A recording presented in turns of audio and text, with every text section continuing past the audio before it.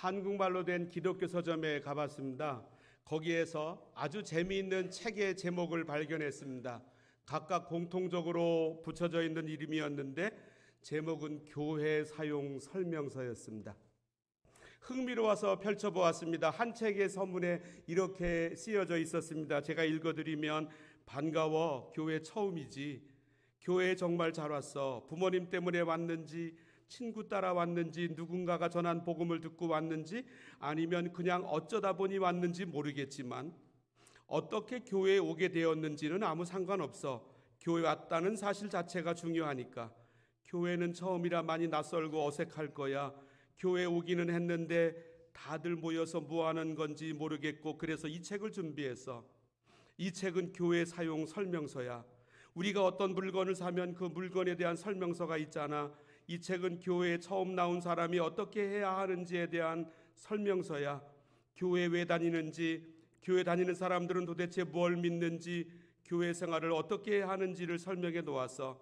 이 책은 퀵 가이드북 같은 거야. 말 그대로 처음 신앙생활을 하는 사람이 당장의 교회 생활을 쉽게 시작할 수 있도록 도와주는 책이야. 그러니 부담 갖지 말았으면 해. 이 책을 통해 좀 더 교회에 잘 적응하게 되면 좋겠어. 참, 내 말투가 좀 마음에 안 들까 걱정이 되기도 해. 처음 보는데 찍찍 반말이라니.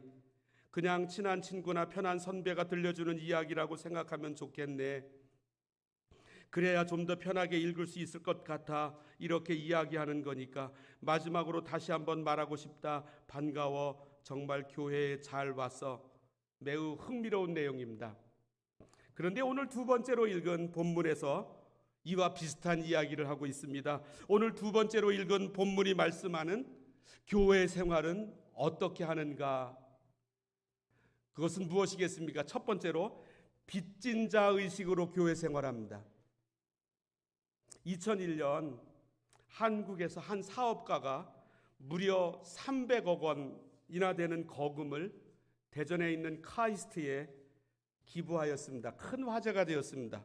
그리고 2014년 같은 사업가가 똑같은 학교에 215억 원의 재산을 기부했습니다. 합하여 515억 원이었습니다. 당시까지로 볼 때 기업이나 법인이 아닌 개인이 실행한 기부로 역대 최고액이었습니다. 이 사업가는 바로 미래산업회장 정문술 씨였습니다. 정문술 회장이 카이스트에 기부하면서 내건 조건은 한 가지였습니다. 이 기부금의 집행을 오직 카이스트 이광영 교수에게 맡긴다는 내용이었습니다. 많은 사람이 어떻게 해서 이런 큰 돈을 한 사람에게 맡길 수 있는지 그 이유를 궁금해했습니다. 정문술 회장이 대답해 주었습니다. 연구 발전이 안 되어서 우리 사업이 부진했습니다. 그래서 회사가 큰 어려움을 겪고 있을 때였습니다. 부탁한 것도 아닌데 이광영 교수가 찾아와서 우리 회사의 첨단 기술을 전수해 주었습니다. 그 고마움 한평생 내가 잊을 수 없습니다. 그리고 어떻게 해서든지 나는 이 은혜를 갖고 싶었습니다. 그래서 사람들은 다시 이 이광영 교수에게 어째서 그 회사에 찾아가서 그 좋은, 그 훌륭한 독보적인 기술을 그냥 전수해 주었는지를 물어보았습니다. 국가가 저를 선진국 유학까지 시켜서 과학 기술인으로 만들어 주었습니다. 그러니 저 또한 어떻게 해서든지 사회에 봉사하고 보답하고 싶었습니다. 이광영 교수는 정문술 회장의 기부금 515억 원으로 IT와 BT를 융합하여 차세대 한국 사람들이 먹고 살 것을 개발한다고 했습니다. 그런데 오늘 두 번째로 읽은 본문에서도 바울은 이와 비슷한 고백을 하고 있습니다. 로마서 1장 14절 말씀을 읽어보겠습니다. 헬라인이나 야만인이나 지혜 있는 자나 어리석은 자에게 다 내가 빚진 자라. 바울은 빚진 자라고 말씀하고 있습니다. 그리고 그 대상은 헬라인, 야만인 둘 다를 포함하고 있습니다. 영어 번역에는 헬라인과 비헬라인으로 되어 있습니다. 헬라는 그리스를 가리킵니다. 그리스를 말하는 이유는 당시 서양 철학의 발원지가 바로 그리스이기 때문입니다. 헬라인은 지혜 있는 사람을 가리키고 지혜 없는 사람은 비헬라인 세상 모든 사람들을 가리킵니다. 이 모든 사람들에게 다 자기가 빚진 사람이라고 말하고 있습니다. 그래서 바울은 이 빚을 갚기를 원했습니다. 15절 말씀을 읽어보겠습니다. 그러므로 나는 할 수 있는 대로 로마에 있는 너희에게도 복음 전하기를 원하노라. 그러므로라고 하는 15절의 처음 말씀은 앞절에 있는 내가 빚진 사람이기에 보답하며 살고 싶다라고 하는 뜻이 있습니다. 뜻을 말씀하고 있습니다. 그리고 그 보답하는 대상은 로마에 있는 교회 교인들이라고 하는 것입니다. 이 말씀은 교회 생활을 추동해 나가는 추동력을 가리킵니다. 내가 받은 이 빚을 갚을 대상은 세상 모든 사람들이지만 그러나 로마 교회에 있는 교인들에게 이 빚을 갚고 싶다고 말하고 있습니다. 이것이 바로 바울이 말하는 교회 생활의 원리였습니다. 바울의 교회 생활, 교회 사용 설명서입니다. 교회 생활을 제일 잘하는 사람은 누구이겠습니까? 교회 생활을 행복하게 밝은 얼굴로 하는 사람은 누구이겠습니까? 바로 바울처럼 빚진 자의 의식으로 교회를 바라보는 사람입니다. 왜 그렇게 거룩한 채무의식으로 교회 생활을 하고 있습니까? 받은 바가 아주 많기 때문입니다. 저는 자주 안민 장로님 이야기를 말씀드리는데 이분은 부산 고신대학교 총장을 역임했습니다. 한 25년 전 토론토에서 코스타가 열려서 우리 교회 청년들하고 차로 같이 그곳에 가서 참여했습니다. 이분이 거기에 나와서 간증을 했습니다. 본인은 부산에서 태어나 고등학교를 졸업했습니다. 그리고 서울대학교 음악대학에 입학이 되어서 서울로 올라왔습니다. 교회에 예배드리러 갔는데 자신이 음악의 전문가라고 하는 사실을, 그리고 교회를 잘 알고 있다는 사실을 알고 성가대 지휘를 교회에서 하라고 맡겼습니다. 그래서 성가대 지휘를 하게 되었습니다.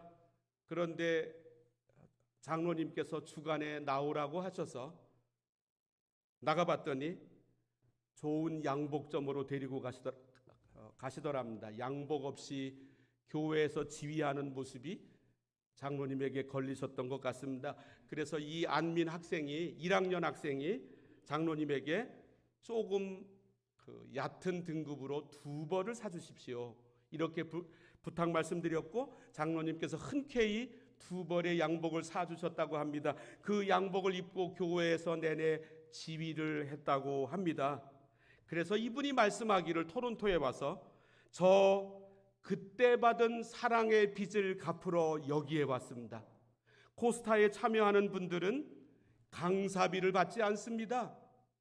항공료도 자기가 돈 내 사가지고 토론토로 오게 됩니다. 자기 시간 들이고 자기 돈 들여서 비행기 표 사가지고 여기까지 오게 된 것입니다.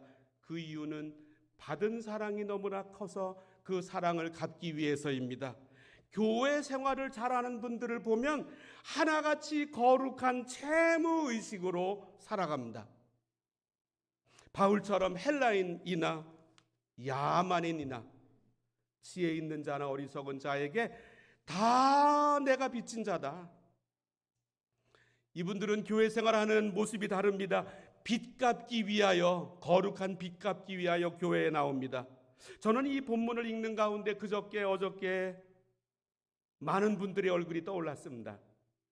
저를 찾아와서 예수 믿자고 예수님 소개하고 교회로 인도했던 제 고등학교 동창, 저를 받아 교회에서 길러주시고 학비도 지원해 주신 목사님, 전도사님, 집사님들, 그리고 장학금을 대주신 한국의 학교, 학비 감면을 거의 다 해주신 여기의 학교, 그리고 우리 교회 교우들 한 분 한 분의 얼굴이 영화 필름처럼 지나갔습니다. 저는 여기 계신 수많은 분들에게 사랑의 빚을 졌습니다. 그런데 바울은 왜 자신이 그들에게 빚을 졌다고, 로마 교회에 빚을 졌다고 말씀하고 있습니까? 왜 우리는 교회 생활을 이 거룩한 채무의식으로 하는 것입니까? 두 번째로 복음이라고 하는 선물을 거저받았습니다.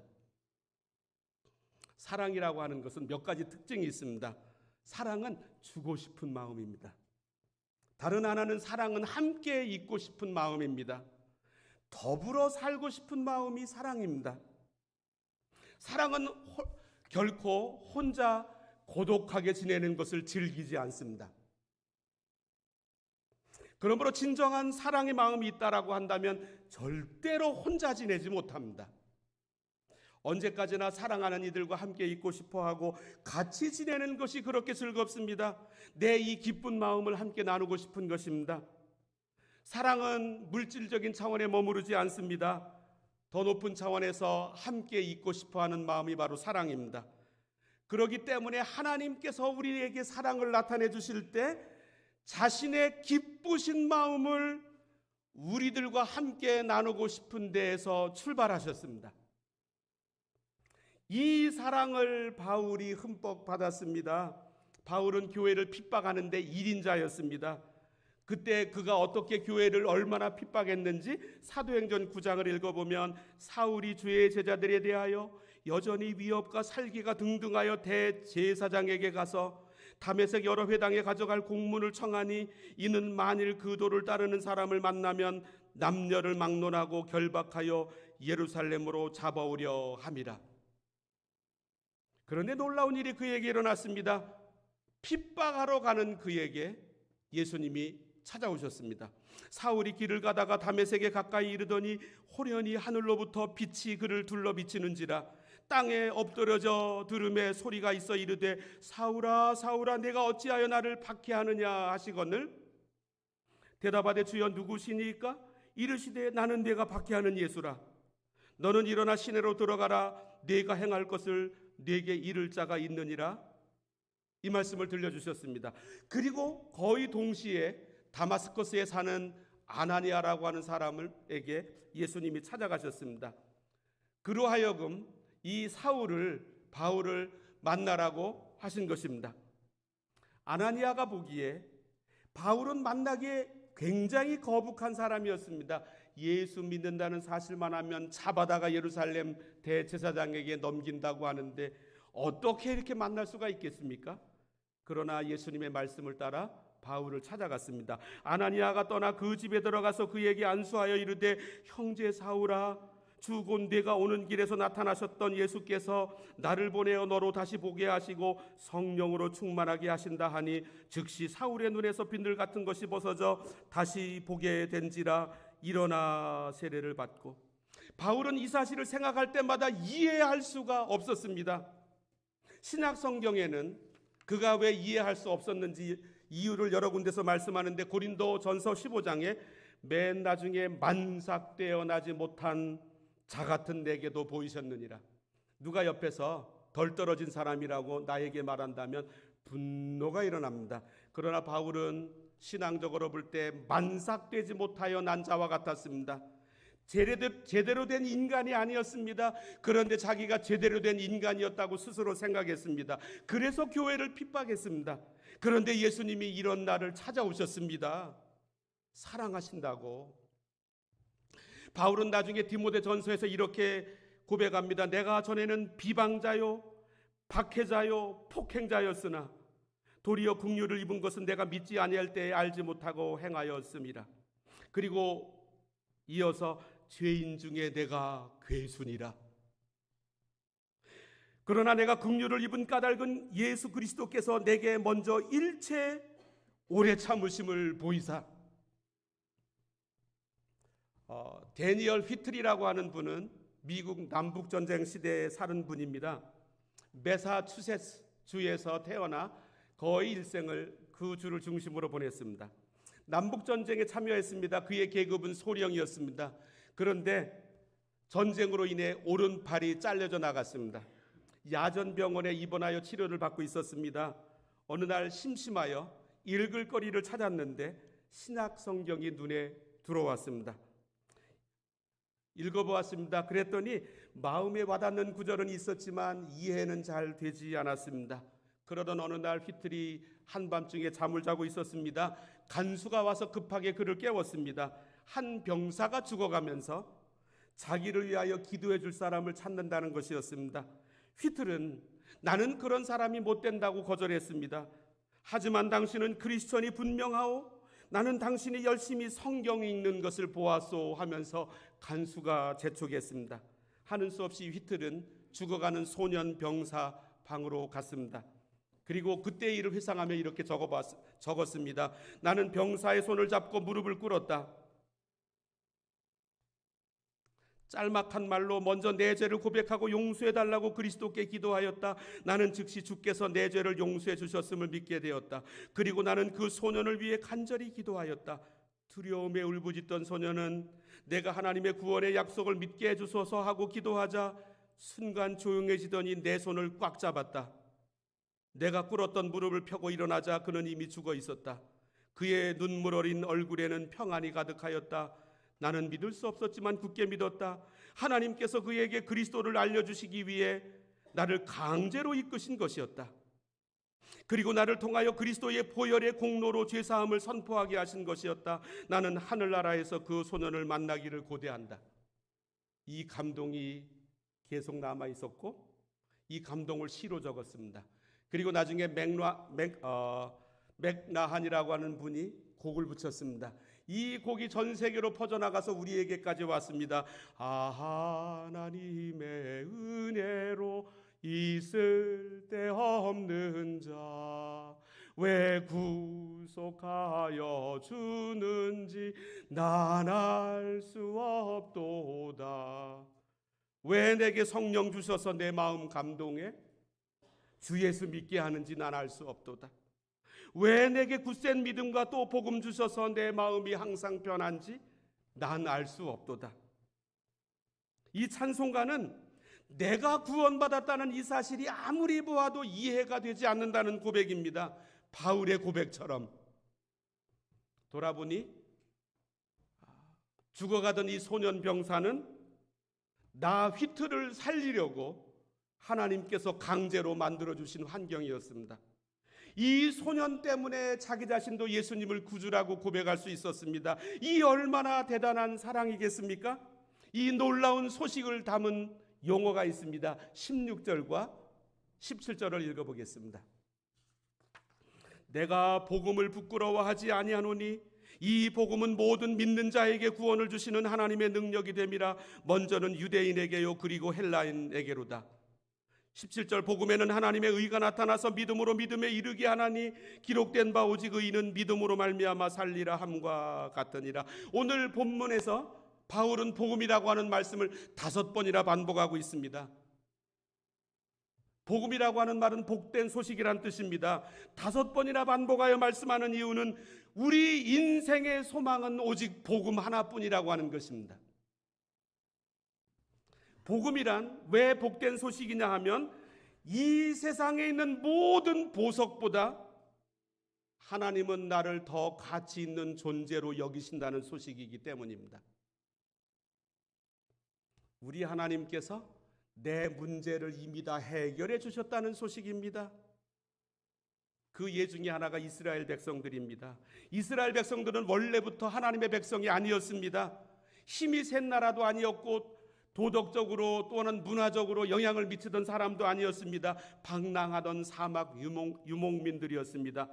그런데 하나님께서 그들을 사랑하시기로 작정하셨습니다. 그들에게 하나님의 이름을 맡기기로 결정하셨습니다. 왜 그렇게 하셨습니까? 성경은 이 물음에 답하지 않습니다.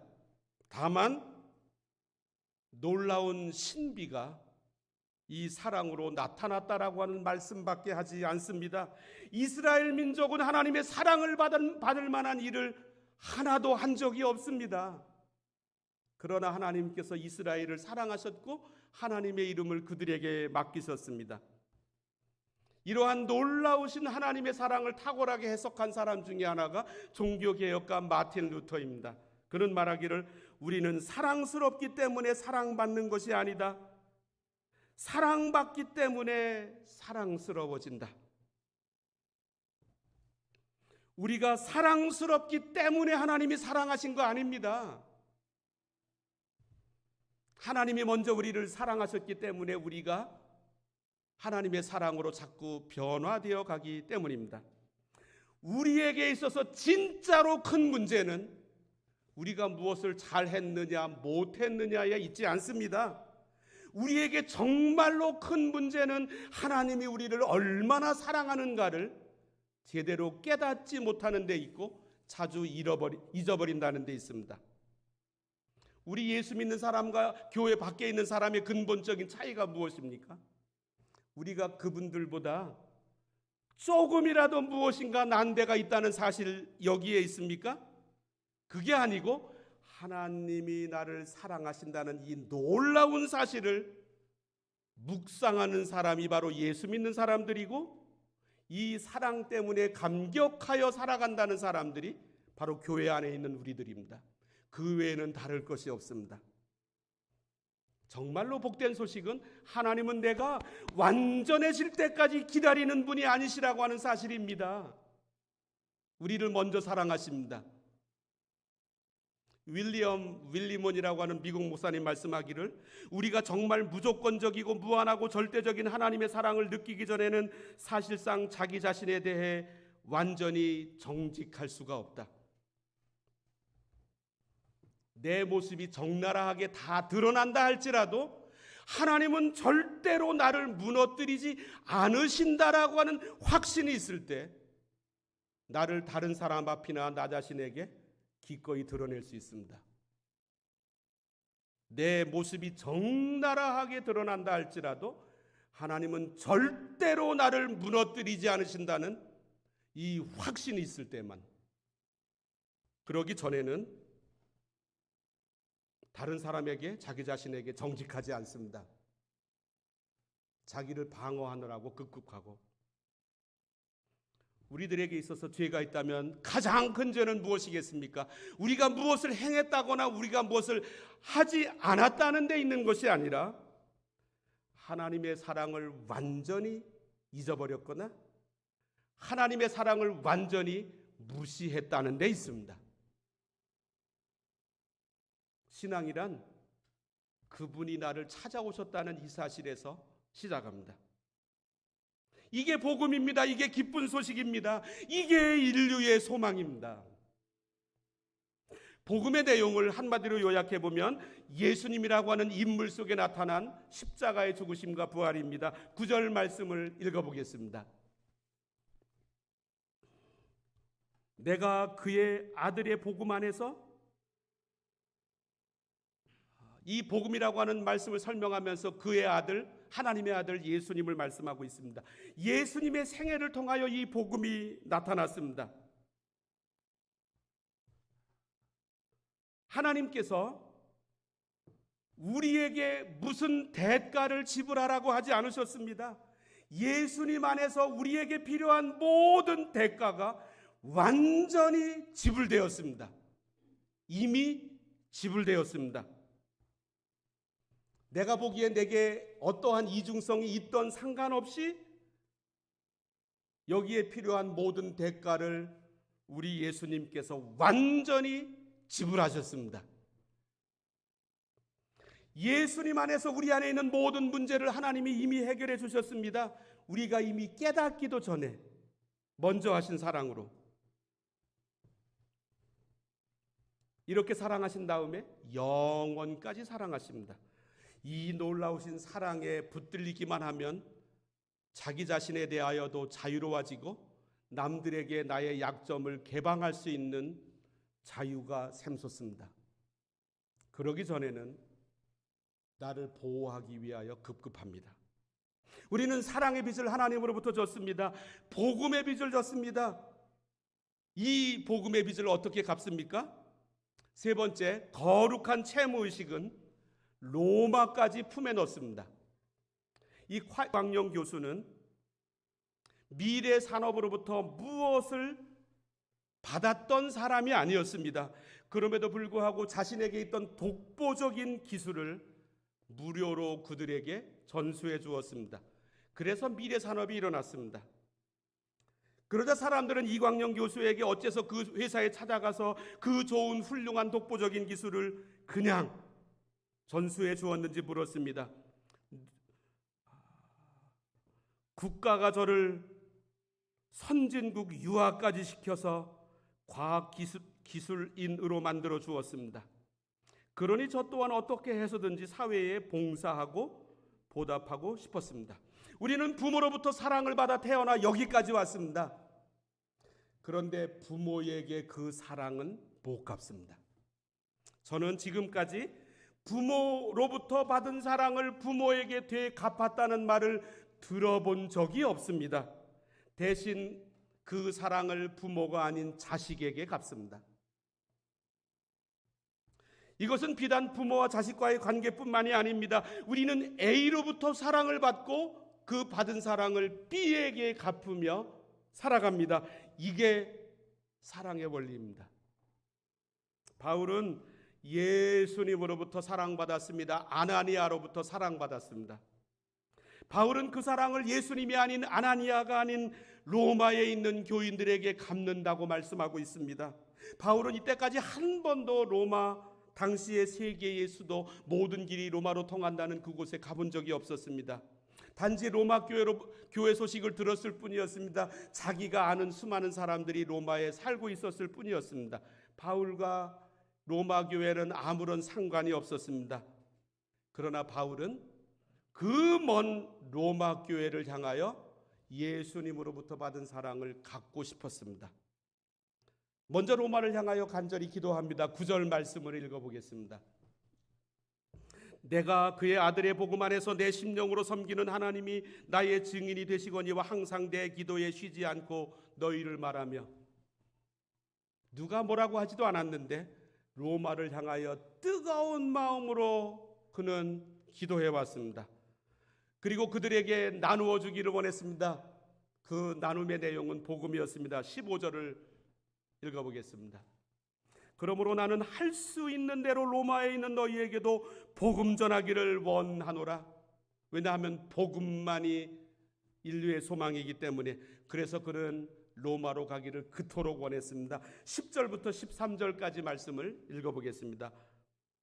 어떻게 하든지 이제 하나님의 뜻 안에서 너희에게로 나아갈 좋은 길 얻기를 구하노라. 내가 너희 보기를 간절히 원하는 것은 어떤 신령한 은사를 너희에게 나누어 주어 너희를 견고하게 하려 함이니 이는 곧 내가 너희 가운데서 너희와 나의 믿음으로 말미암아 피차 안위함을 얻으려 함이라. 형제들아, 내가 여러 번 너희에게 가고자 한 것을 너희가 모르기를 원하지 아니하노니 이는 너희 중에서도 다른 이방인 중에서와 같이 열매를 맺게 하려 함이로다. 이로되 지금까지 길이 막혔도다. 저는 이 말씀을 읽으면서 교회에 막 뛰어오는 분들의 모습이 그려졌습니다.